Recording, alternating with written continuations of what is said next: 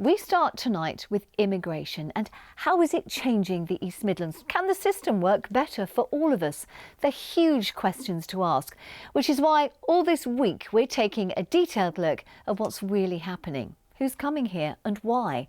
And what impact are they having? Now, while small boats often make the big headlines, those numbers are actually dwarfed by legal migration. Foreign workers and students are a vital part of our economy. But of course, they're also piling pressure on public services and housing. So let's start with a new push to try and break down barriers in Leicester. Our social affairs correspondent Jeremy Ball reports on how the city is trying to stop people living separate lives. Creating harmony, a Zulu song in a Catholic school where the majority of children are Hindu. Some pupils here at Sacred Heart were born in Nigeria or India. Falaknaz and Adi both arrived in the last 2 years. When you be with different people, you can learn about their cultures, what they like, you can understand them. If I have a friend that, let's say, from India, and it's their birthday, I can get them what they like, and cause I'll know.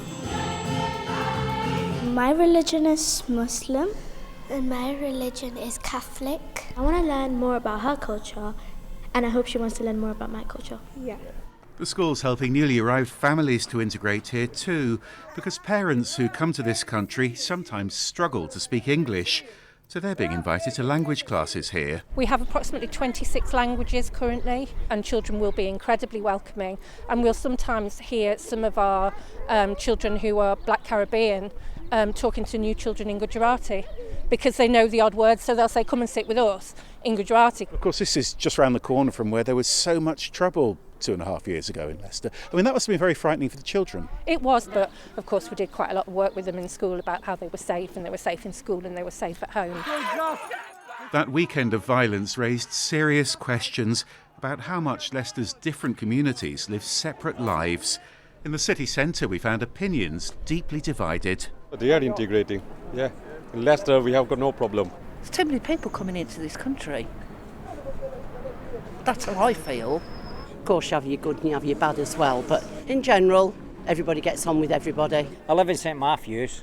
This is an area where a lot of families are Somali. Well, at the end of the day, I know them all. My neighbours, I've been invited to weddings and everything from them. They're ever so nice. We live on Narborough Road and just everyone keeps themselves to themselves. I think because of COVID, we got more isolated because you were put in your own little bubble. The English culture or British culture, whatever it may be, actually is very hard to define. So this afternoon at Leicester Cathedral, a new push to tackle those divisions. Organisations across the city joining forces to build bridges.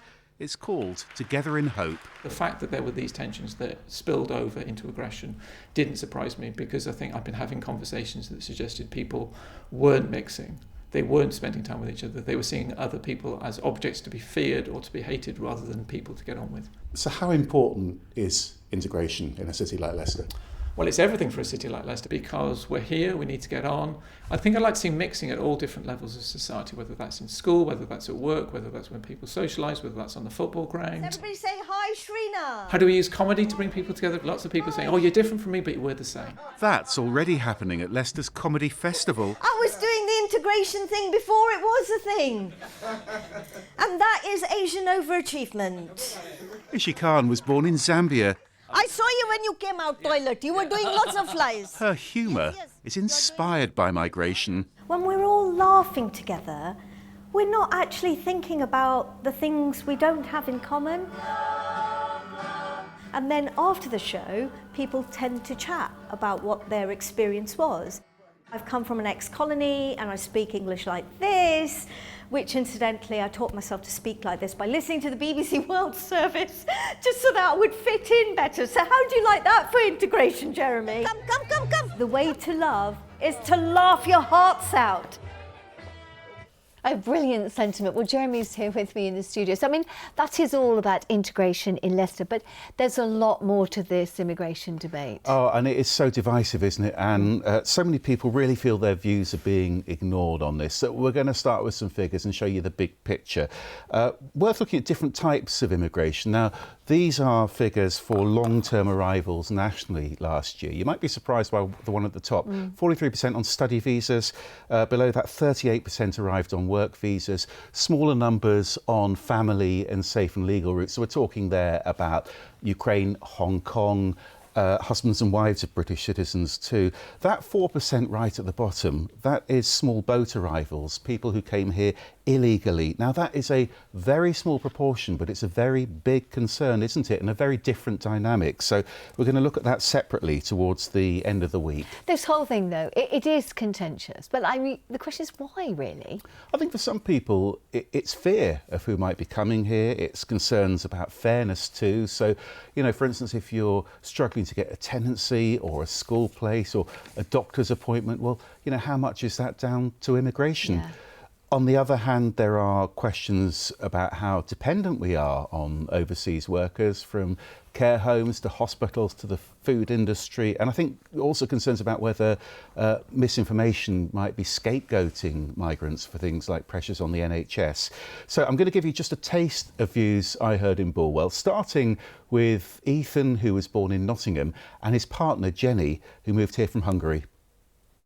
We're still bringing something into this country. We're still participating in taxes and everything else. We shouldn't be outcasted. I just think about like the homes and the jobs for the British people. You know what I mean? Yeah, but we're all equal. We all get equal chances. I know, but I just put British people first. I think it is important for people to integrate into the societies they come into.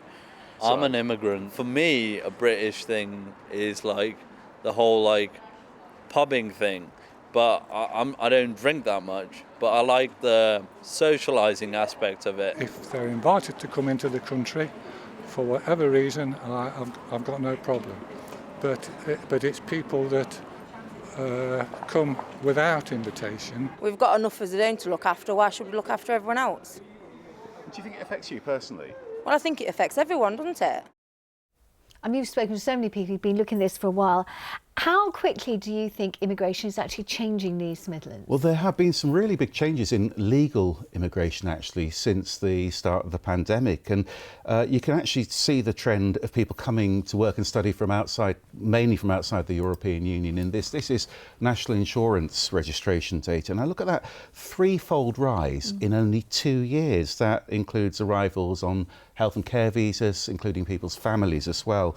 Then look what happened in the East Midlands last year on the right. Those numbers halved, almost halved, and that followed new restrictions and on people bringing families and also which jobs they could do.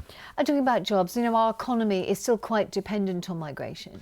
Yeah, and I think there is one huge tension at the heart of all this, which is that our own population is ageing fast as well. I want to show you one last chart. This is from the last census. 13.7% of people in the East Midlands born overseas.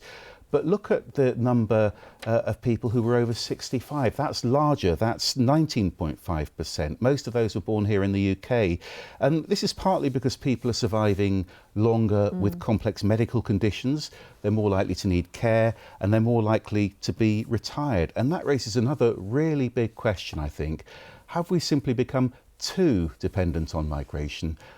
Join us tomorrow. I'll be on a farm trying to get you some answers to that one. I shall be here, and so will you. Jeremy, thanks very much. It was so interesting. Thank you for that.